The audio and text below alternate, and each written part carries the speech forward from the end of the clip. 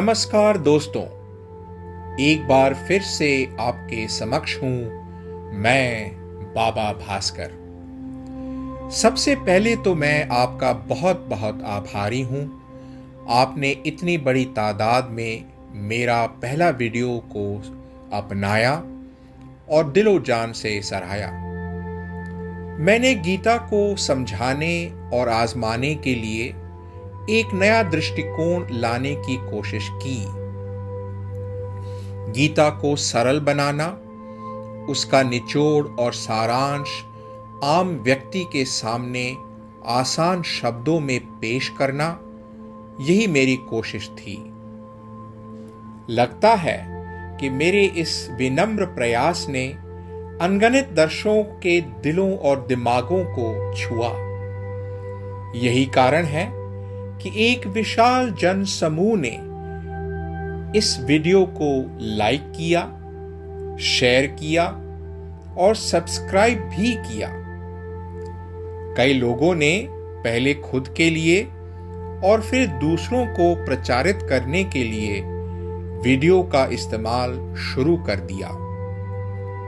कई लोगों ने इसे बच्चों और युवा वयस्कों को जीवन का सही अर्थ प्रदान करने के लिए एक उपकरण के रूप में उपयोग करना शुरू कर दिया और यहां तक कि शिक्षकों ने भी अपनी कक्षाओं में इसका इस्तेमाल करना शुरू कर दिया।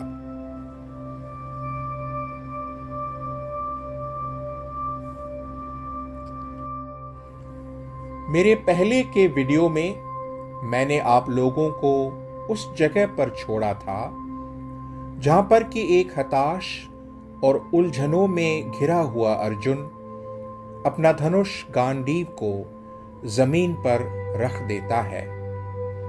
वह ताकता है अपने गुरु और अपने सारथी सर्वशक्तिमान श्री कृष्ण की ओर, और यहां से शुरू होता है अर्जुन और श्री कृष्ण के बीच वो वार्तालाप जो हम सबों के लिए इतना प्रासंगिक और प्रेरणादायक है, खासकर इस वैश्विक महामारी के समय में।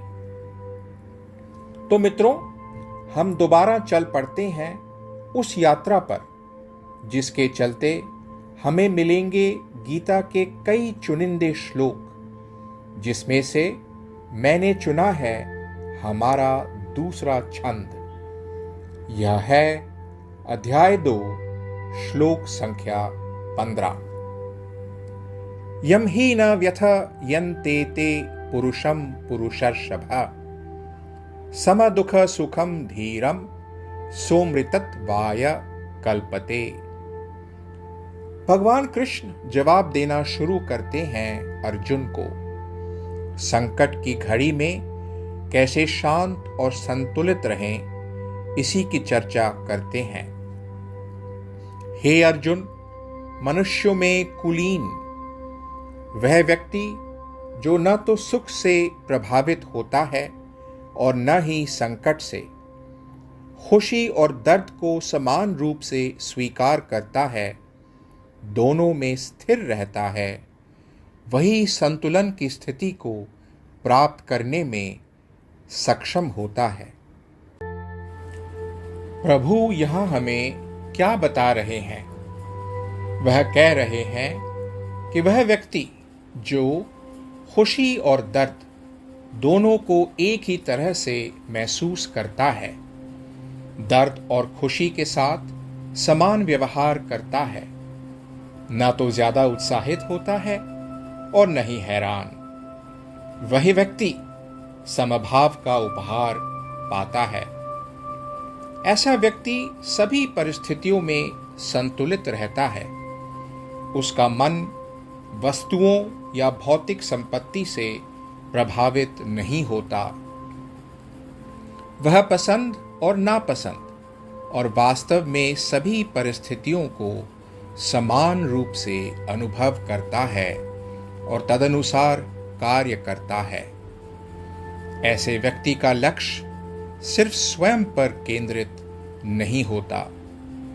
वह एक ऐसे अवस्था पर पहुंच जाता है जहां हमें भी पहुंचने का प्रयास करना चाहिए। आइए अब हम अपने श्लोक नंबर 3 पर जाते हैं। यह अध्याय 2 से श्लोक संख्या 20 है।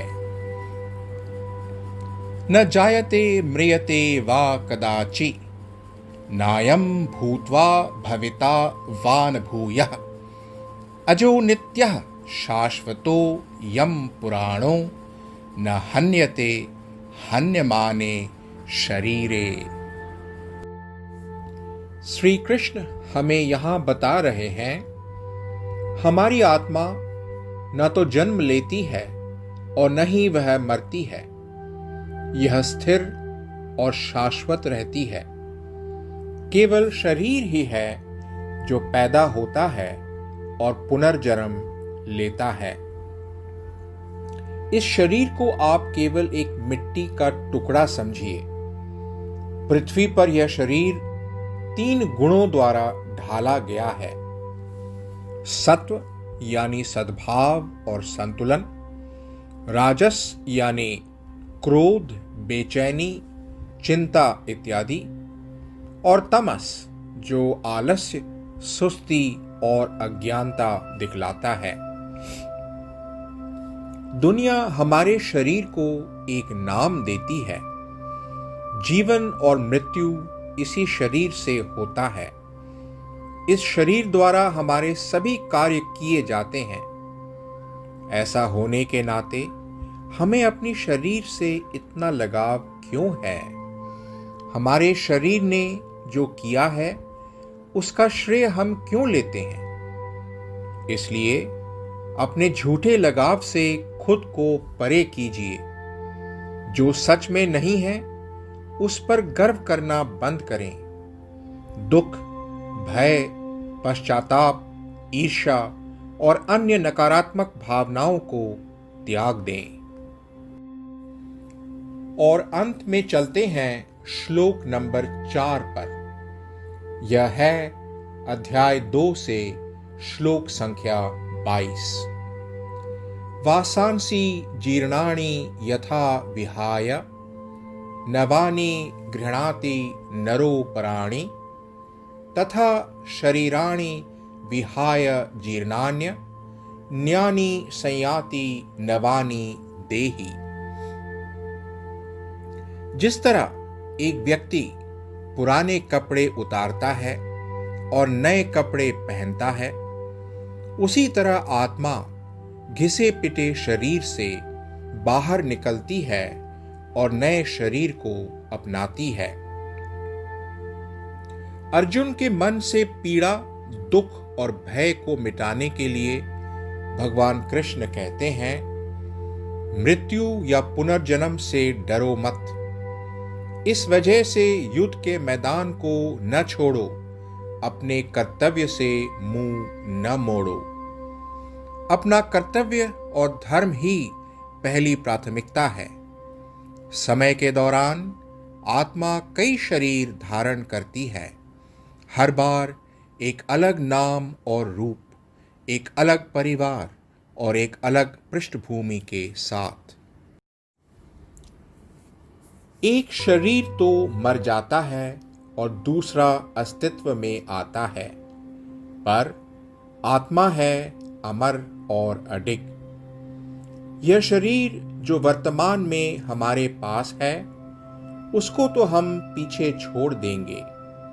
जब जो होना है वो होकर ही रहेगा। महत्वपूर्ण बात तो यह है कि हम अपने कर्तव्य को पहचानें और उस कर्तव्य को निभाने से नहीं कतराएं। सही मुद्दे के रास्ते पर जाने वाले यात्री जीवन से कभी नहीं डरते, न ही वे मौत से डरते हैं। उन्हें न तो दुख का डर है और न ही अत्याचारी के अत्याचार का। और इन्हीं उपदेशों के साथ दोस्तों, मैं आज का चरण यहीं पर समाप्त करता हूं। जल्द ही मिलेंगे चुने हुए श्लोकों के अगले सेट के साथ। आत्मखोज, सकारात्मकता और जीवन के वास्तविक अर्थ के लिए इस रोमांचक यात्रा को जारी रखेंगे। तब तक खुश रहें, सुरक्षित रहें और आध्यात्मिक रहें। मेरा वीडियो देखने के लिए धन्यवाद। यदि आपको वीडियो अच्छा लगा हो तो कृपया लाइक, शेयर, सब्सक्राइब करें और पोस्ट नोटिफिकेशन चालू करना न भूलें।